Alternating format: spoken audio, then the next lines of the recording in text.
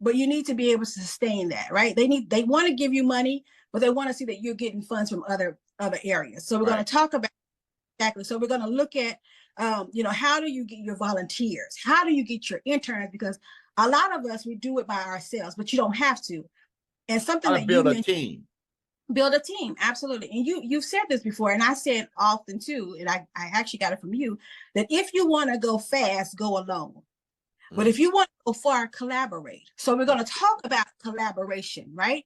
We're going to look at ways in which you can do what you've been doing, but to work smarter and not harder. So we're putting all these programs and policies in place so that it's a smooth process. So again, you're not working hard, you're working smart.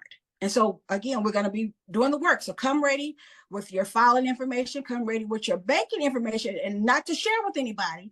But again, once we sign you up for your STEM.gov, there's a portion where you have to put that information. And with this grant that we're getting ready to write, you need to be ready. Okay, when we take the gas, it's time to go.